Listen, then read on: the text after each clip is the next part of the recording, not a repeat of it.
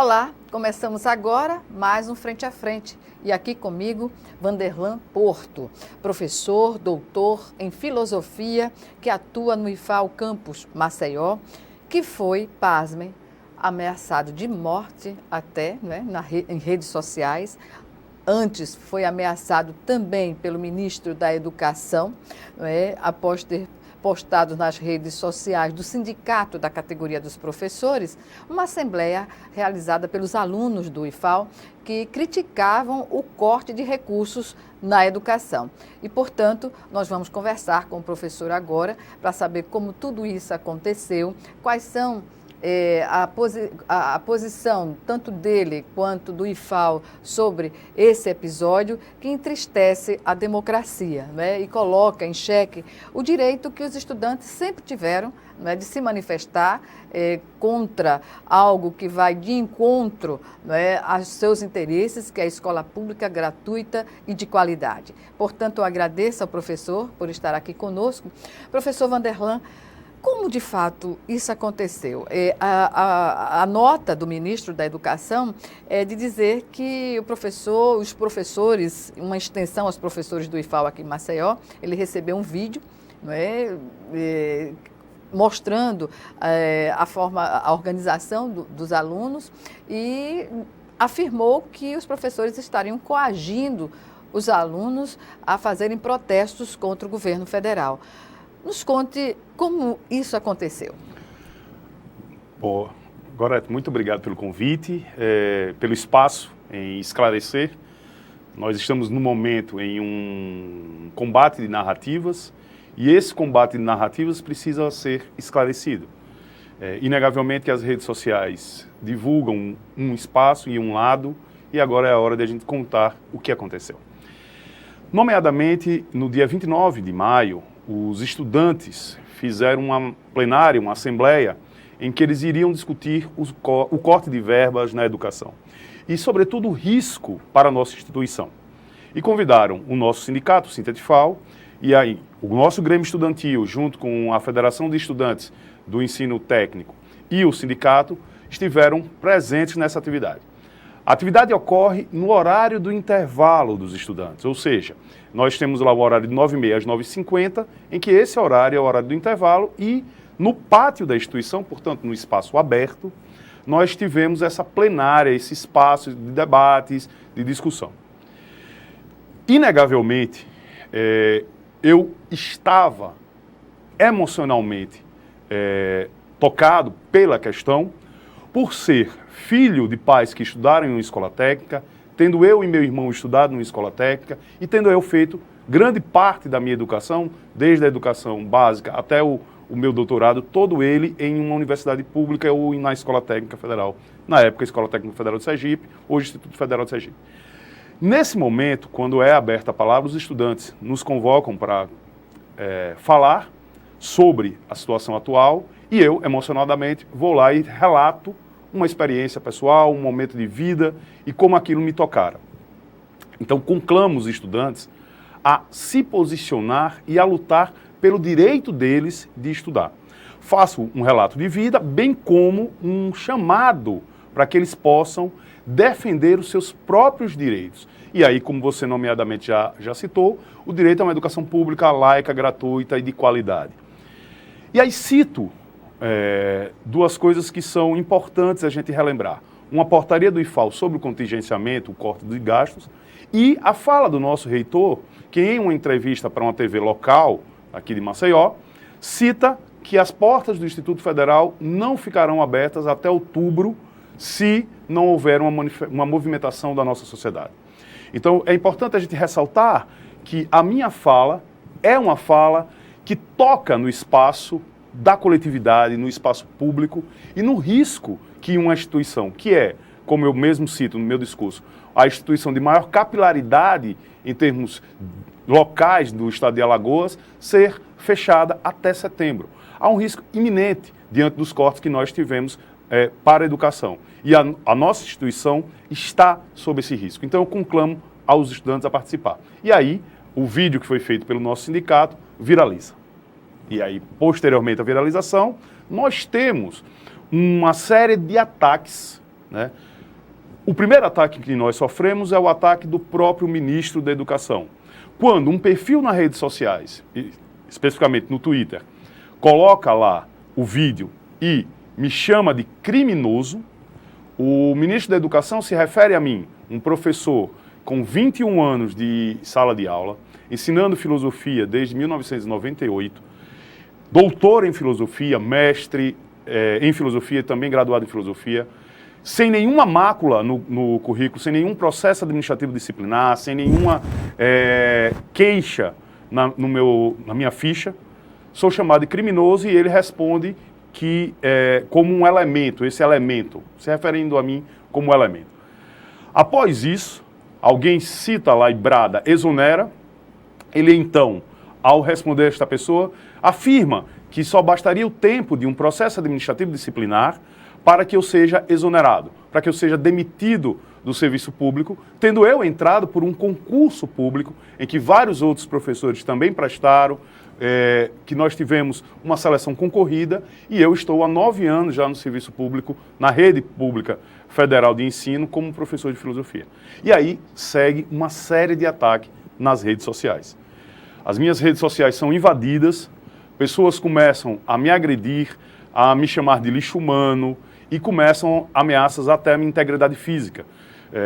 Nos meus perfis... E aí eu peço a permissão sim, do claro, professor para explicar, né, que no início da entrevista eu falei ameaças de morte, que o senhor sofreu não foi do ministro, mas sim nas redes sociais de pessoas que acompanharam, não é, esse debate e... houve essa condição, né, de algumas pessoas desejarem a morte até do professor. Sim. Nomeadamente, alguns perfis nas redes sociais chegaram a dizer que se me encontrassem na rua, eu iria comer os meus dentes, queriam me colocar para dormir, queriam, até um deputado federal cita meu nome, ou não cita meu nome, mas cita o caso, e disse que se me encontrasse me colocaria para dormir. E, a seguir disso, uma série de ameaças, também no meu perfil, né, começam a chegar. Ameaças à minha integridade física e até ameaças de morte, né?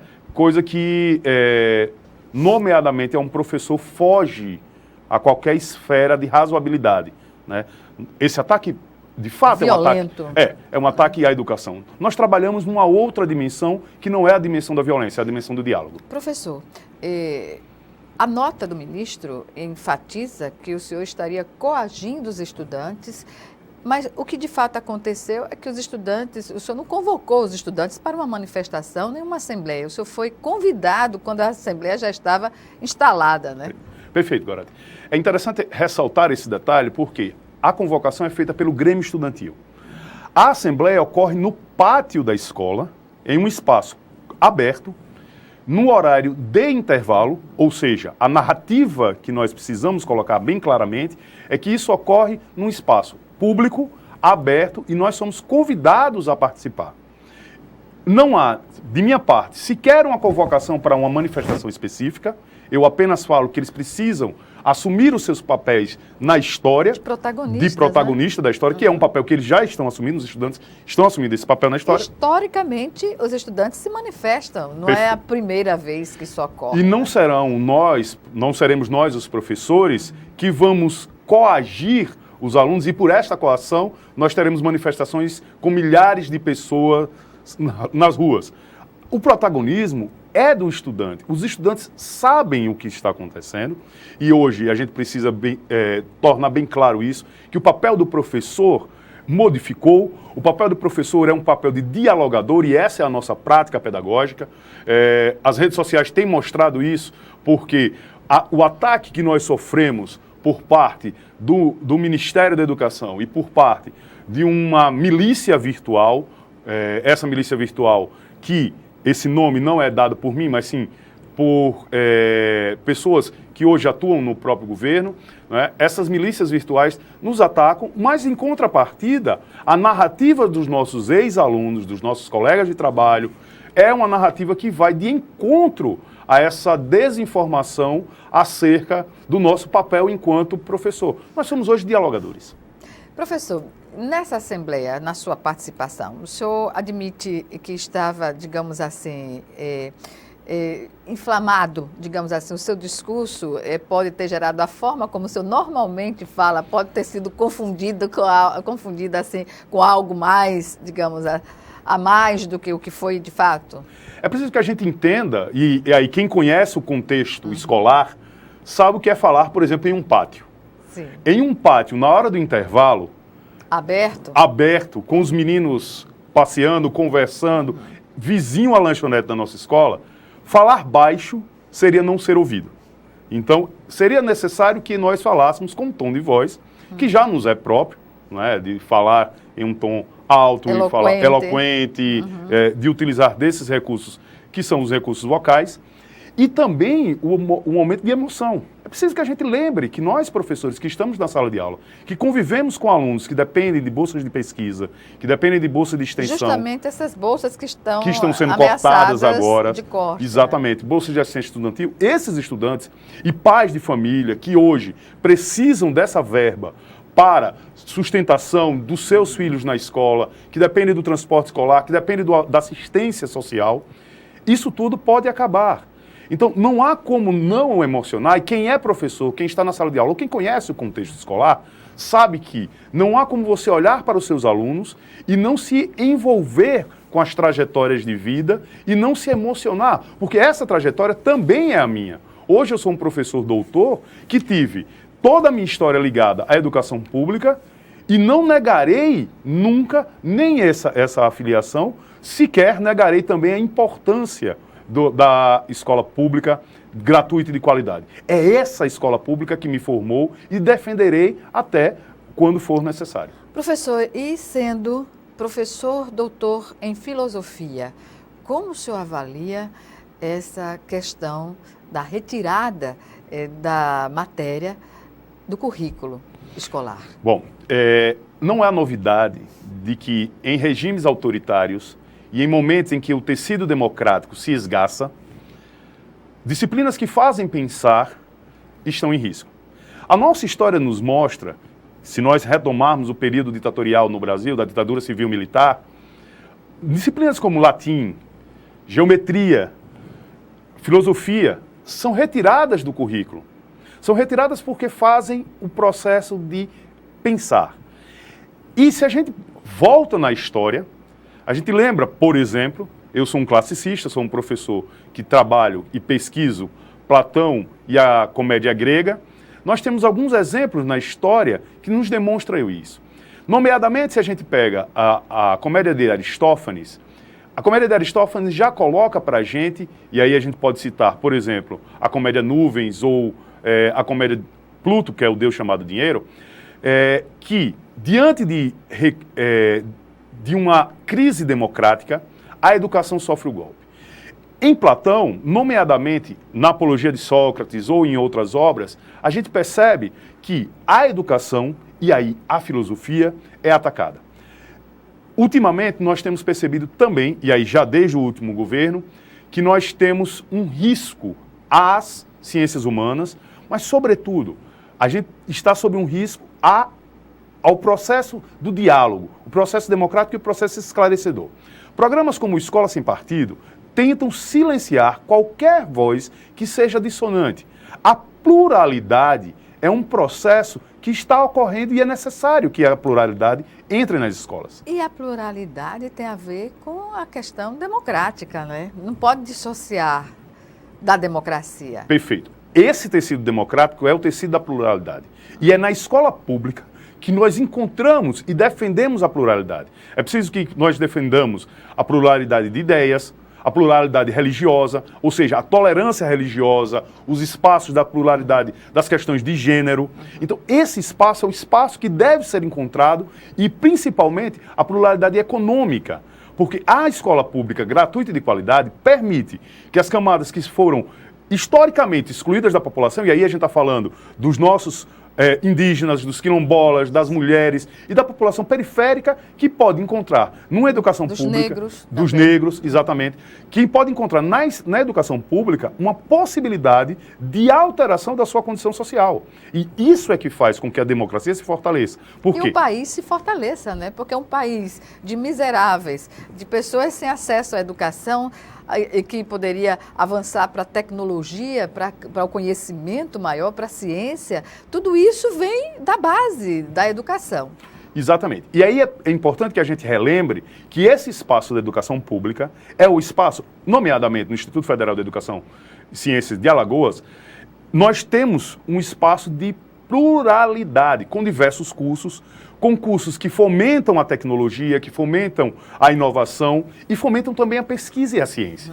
É preciso que a gente relembre que a pesquisa que é feita nos institutos federais e nas universidades públicas, essa pesquisa chega até a nossa comunidade e tem uma resposta nos espaços acadêmicos. Só para fechar esse bloco, filosofia é necessário porque entende-se que as pessoas têm que pensar criticamente, né? Perfeito. Professor, nós vamos chamar agora o nosso primeiro intervalo. Okay. E o Frente a Frente volta em 1 minuto. Até já.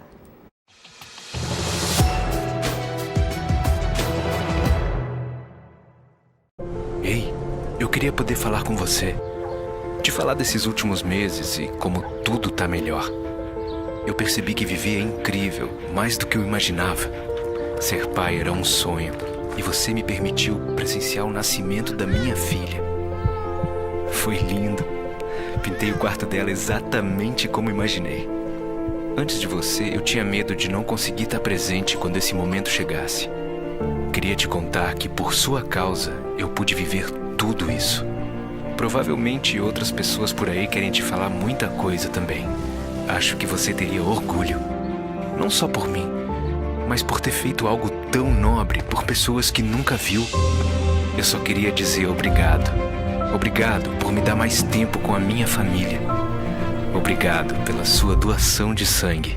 Doe sangue regularmente. Tem sempre alguém precisando de você. Procure o Hemocentro mais próximo e seja um doador.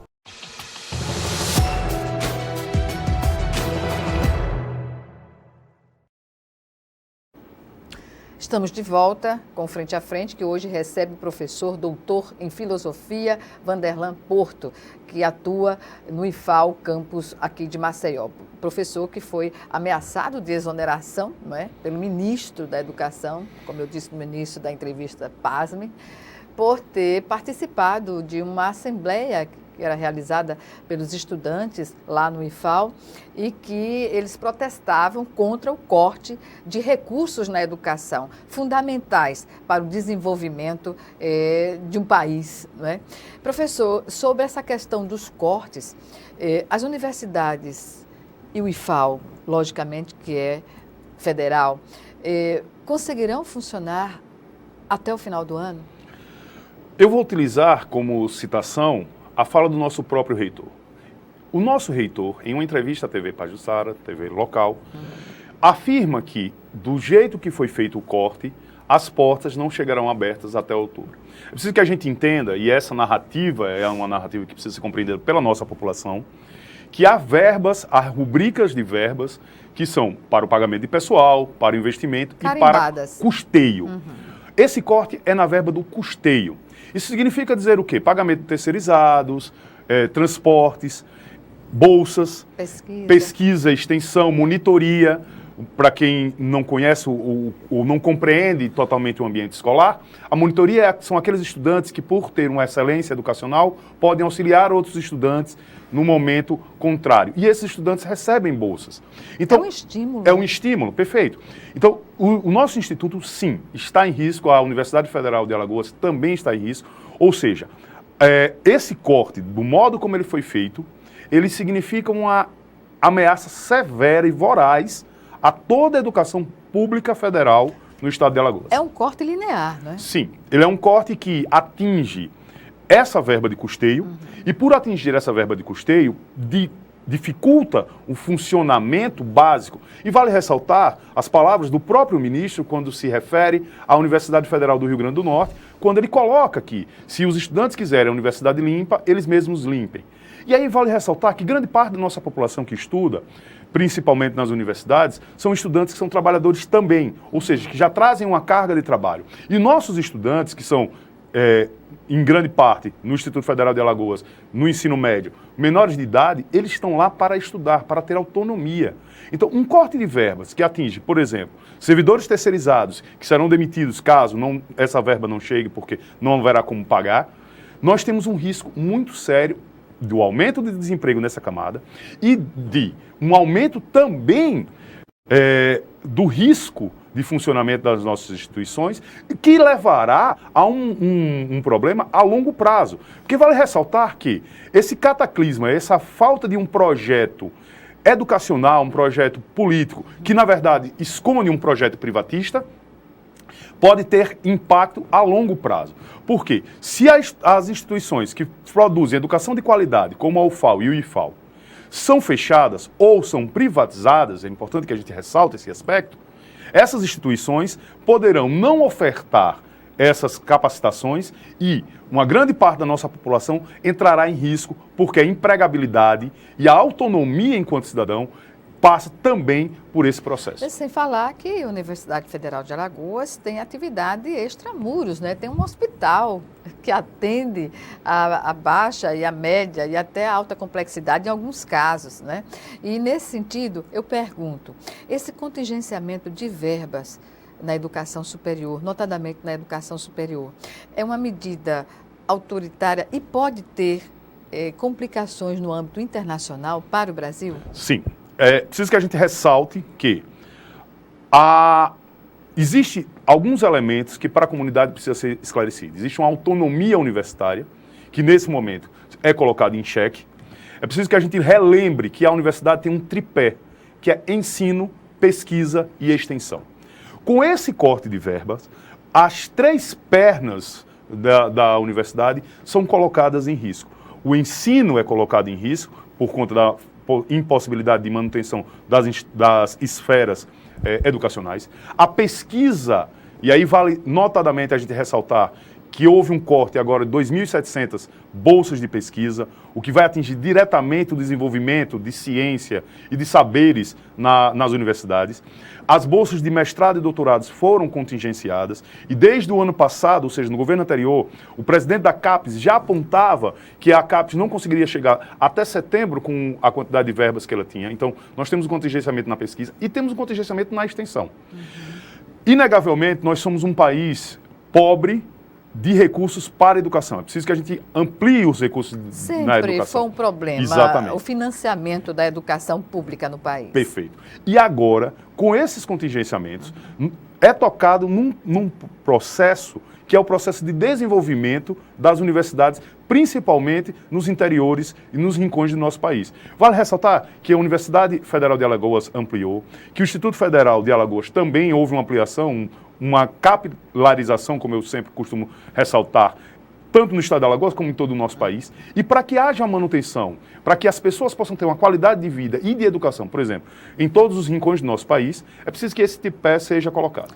Professor, o abandono pelo governo federal, já declaradamente, do Plano Nacional de Educação, que norteia as políticas públicas no período de 5 anos. Está se acabando o prazo. Não vai ficar nada no lugar do Plano Nacional de Educação. Como a comunidade acadêmica acompanha essa questão? A comunidade acadêmica tem acompanhado com temor. Por quê? Vale ressaltar que desde o governo passado, as discussões, nomeadamente sobre educação, e aí a gente pode falar da questão da BNCC, que é colocar a Base Nacional Comum Curricular, e a contra-reforma do ensino médio, já põe em xeque os processos formativos na universidade.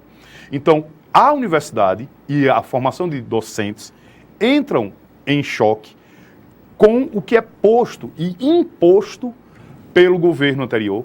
E, neste governo, nós temos um ataque ainda mais voraz a esses processos democráticos de construção de um projeto de educação para o nosso país.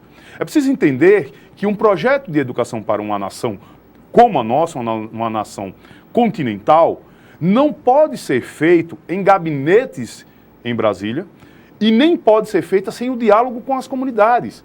É preciso que se ouça as comunidades que estão na linha de frente, que se ouçam os pesquisadores da educação, que se ouça os debates dos estudantes. E esses ataques que são feitos, por exemplo, ao PNE, que foram feitos a essa construção de uma nova base nacional comum curricular, e o ataque à alteração do ensino médio, com a contra-reforma do ensino médio, elas tocam diretamente no processo de formação de educadores. E isso põe em xeque um processo de desenvolvimento que o nosso país já vinha sofrendo nos últimos anos. Bem, chamar o governo para se colocar no lugar das universidades, inverter os papéis, será que conseguiria pensar dessa forma? E aí, agora, até preciso que a gente relembre o seguinte. Como eu disse anteriormente, há uma aparente falta de projeto. Nós já estamos aí com 5 meses de governo e até agora não há, por parte do governo, a não ser no sentido da crítica e do ataque e da individualização, ou seja, criou-se uma narrativa de que os professores são inimigos. E essa narrativa é a narrativa que vem norteando esse processo com uma suposta guerra ideológica. Desconstrução. Um processo de desconstrução e de rivalização no espaço educacional. Que não leva, pelo contrário. Perfeito. Né? Nós temos aí, então, uma narrativa que é anti-intelectualista. Isso não quer dizer que nós, professores, ou que os professores que estão na educação básica, estejam lutando para formar mentes que sejam mentes acríticas. Muito pelo contrário. Os professores da educação básica estão ensinando a criança a ler e ver o mundo de uma outra forma. O Brasil tem inúmeras iniciativas de ações pedagógicas que põem a cidadania como o primeiro ponto. Então, a gente está num ataque à educação, rivalizando, colocando a imagem do educador como a imagem de um monstro ideológico. É uma represália ideológica que se vive? Perfeito. Para, na verdade, direcionar para uma ideologia única. Uma ideologia que, em grande parte, é uma ideologia anticientífica, que não há uma base de sustentação sequer epistemológica ou lógica ou de qualquer ordem. Na verdade, não se faz ciência, se coloca a educação como um inimigo ideológico do país, quando na verdade é o contrário. Se nós temos um país que dialoga, que nos seus rincões, é muito importante que a gente lembre, que da educação fundamental até o ensino superior, há uma pluralidade de ideias. E essa pluralidade de ideias, por exemplo, a construção dessa imagem de uma ideologia, por exemplo, comunista no nosso país, ela foi rebatida, nomeadamente pela nossa associação, a Associação Nacional de Pós-Graduação em Filosofia, informando que, por exemplo, nos cursos de filosofia, apenas 4% das disciplinas trabalham com Marx, que é um dos grandes atacados nesse sentido. Então, se somente 4% das disciplinas nos cursos de filosofia tem esse viés, quiçá na chegada à base. Ou seja, o que nós temos, na verdade, é essa construção de imagens, que são imagens deturpadas da realidade, muitas das vezes por pessoas que não conhecem o espaço de sala de aula, não conhecem o espaço dos professores e professoras que estão no dia a dia tentando mostrar aos seus alunos e alunas que, além do comer que é necessário para o viver, há uma necessidade de ver o mundo, de enxergar o mundo e discutir o mundo. Porque muitas das vezes os alunos... né? Exatamente. Muitas das vezes os nossos alunos chegam para nós sem sequer a comida para se sustentar. E nós precisamos construir mentes. Quem dá aula sabe muito bem como isso é difícil. E por falar em mentes, como anda a saúde mental da comunidade acadêmica, universitária, professores e alunos? Está afetada? Sim, e há dados de diversos órgãos, por exemplo, o próprio Conselho de Psicologia já aponta para doenças como a síndrome de burnout, que é uma síndrome de esgotamento dos professores, uma síndrome que a Organização Mundial de Saúde reconheceu recentemente como um problema sério, ou seja, docentes estão adoecendo em todo o país. A Associação de Professores, por exemplo, do Estado de São Paulo, aponta que a grande parte dos professores que se afastam de sala de aula são por problemas psicológicos. Então nós temos, por parte da Associação Nacional de Pós-Graduação, uma preocupação com o adoecimento dos pesquisadores.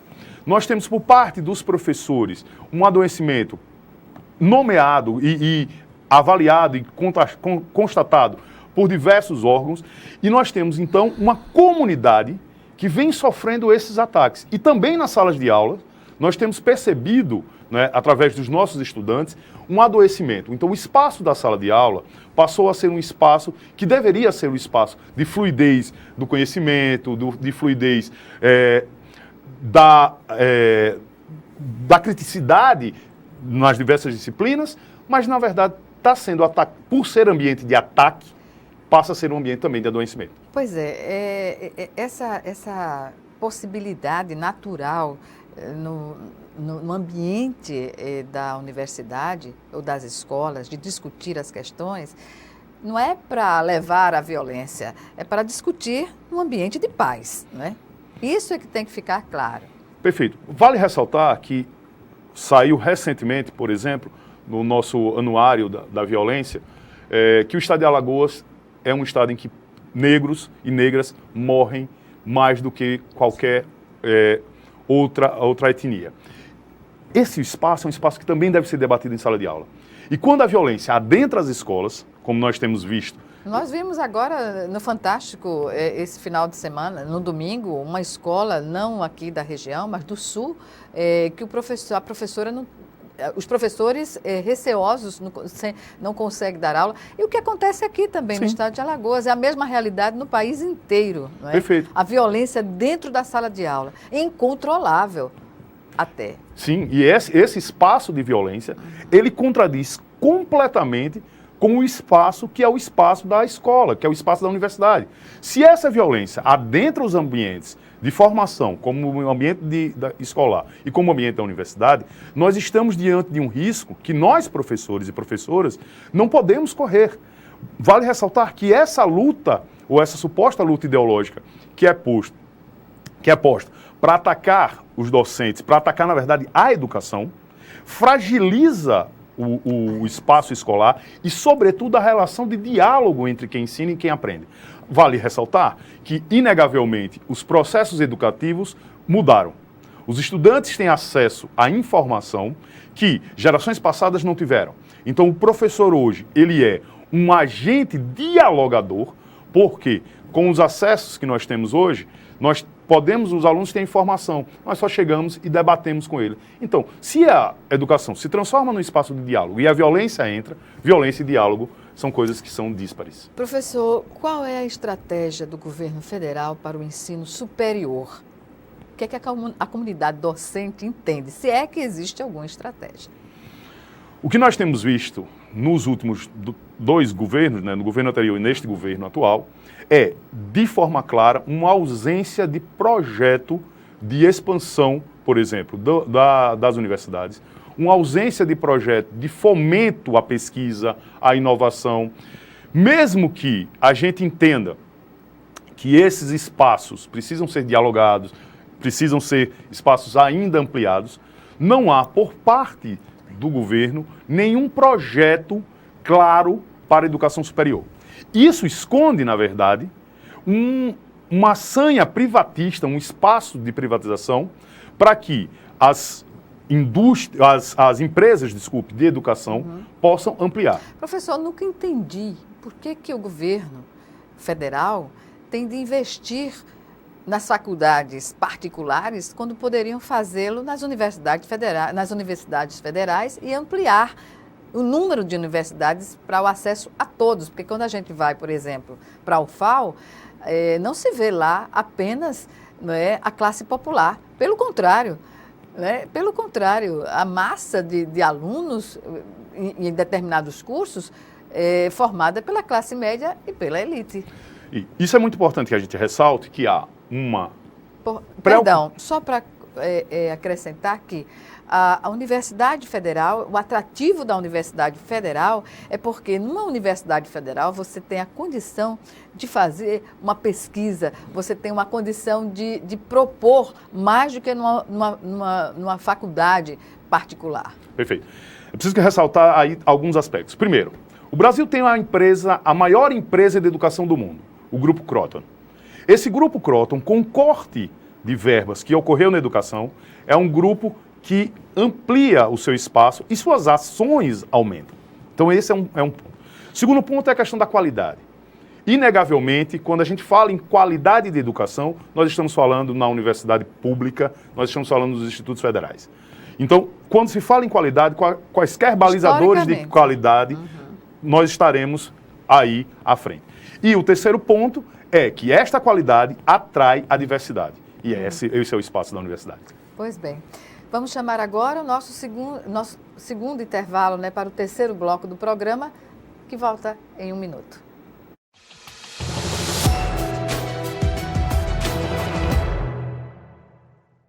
Você acredita que o meu filho hoje não anda porque ele foi picado por um mosquito que você não dá importância?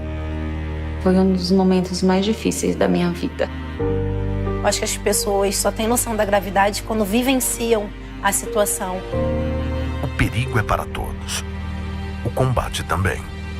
Faça a sua parte. Com ações simples, podemos combater o mosquito.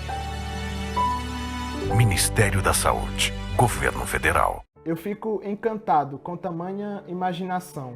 Para os índios, é sagrada. No lugar é conhecida como Lagoa Encantada. Tem em seus moradores um tesouro de grande valor. A escrita pode mudar a história de alunos como o Francisco, o Adolfo e a Isadora. Professor, inscreva-se na Olimpíada de Língua Portuguesa. Impulsione a leitura e a escrita na sua escola. Ministério da Educação, Governo Federal, Pátria Amada Brasil.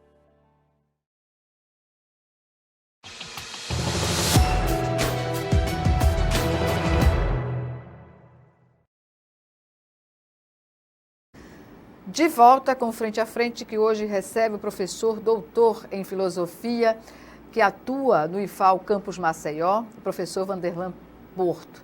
Professor que vivenciou uma experiência terrível, não é?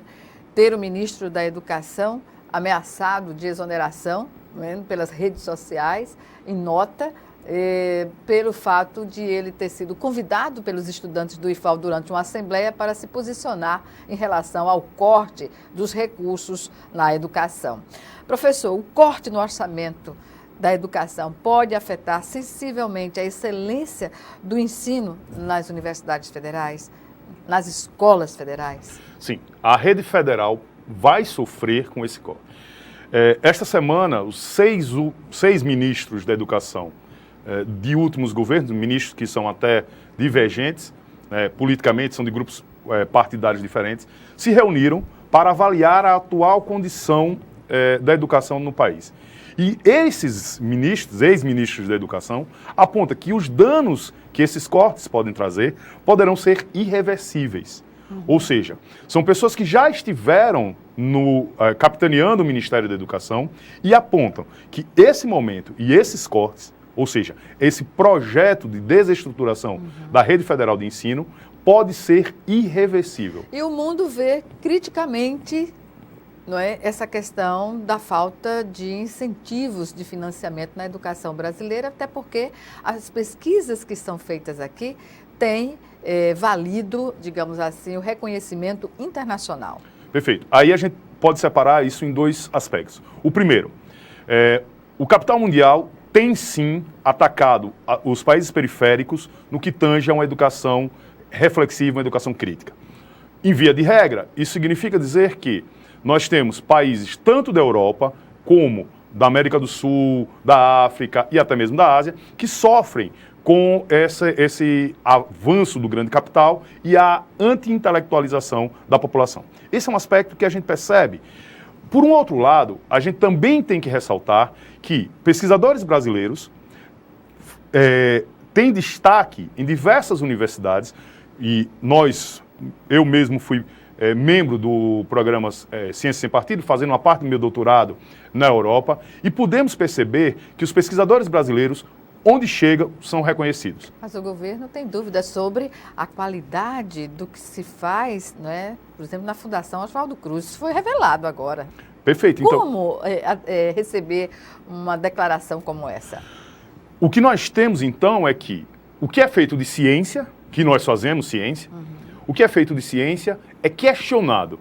Então, quando você tem uma pesquisa do IBGE, que é um órgão que tem uma independência, e lança seus dados e não são convincentes para uma parcela do governo, ele ignora. Quando a Fundação Oswaldo Cruz faz uma pesquisa sobre aquilo que lhe é próprio, ou seja, é a Fundação Oswaldo Cruz que deve apontar alguns aspectos, porque são especialistas nisso, nós temos um discurso aí atécnico. E esse discurso atécnico, ou seja, um discurso que não prioriza,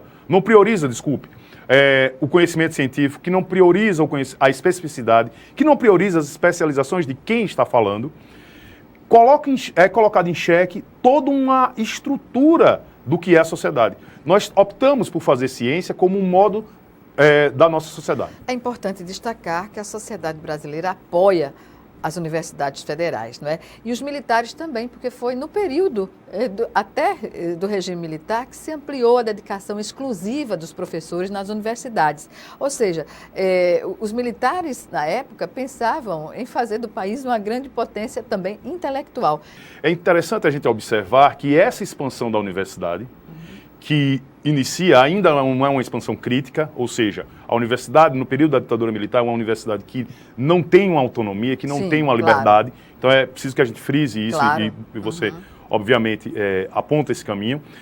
E é preciso que a gente relembre que sem as universidades, sem os institutos federais, sem a universalização do saber, nós não teremos como atingir camadas da população que não terão acesso se não for assim. Diminuir as desigualdades. Eu faço uma analogia, por exemplo, com o nosso Sistema Único de Saúde, que também está em xeque. Né? A universalização da saúde é algo importante porque quando alguém sofre um acidente, a primeira coisa que nós precisamos, que chamamos, é o SAMU. Não é? Então, a universalização da saúde passa por esse processo também. Agora, quando nós sofremos um acidente educacional, como que estamos sofrendo agora? De um viés privatista da educação, quem nós vamos chamar? Nós precisamos sim chamar a universidade, os institutos federais, os estudantes e toda a comunidade para debater a educação. Sem o diálogo, que é isso que nós estamos vendo com programas como Escola Sem Partido e com a aparente falta de projeto que tem como viés o elan privatista, nós não teremos a quem chamar. Professor, infelizmente estamos no final da nossa entrevista. 1 minuto para suas considerações. Então, agradeço, Gorete, por esse espaço e conclamo a população a fazer parte desse espaço do diálogo. Sem o diálogo, nós não conseguiremos avançar com a educação do nosso país. Pais, estudantes, professores, servidores de uma forma geral, tomem parte desse processo e continuemos com a educação livre, gratuita, pública e de qualidade. Obrigado. Obrigada mais uma vez e até uma próxima oportunidade. Com certeza, Gorete. Obrigado. Obrigada a você também que nos assistiu e até o nosso próximo encontro aqui, frente a frente, também com você.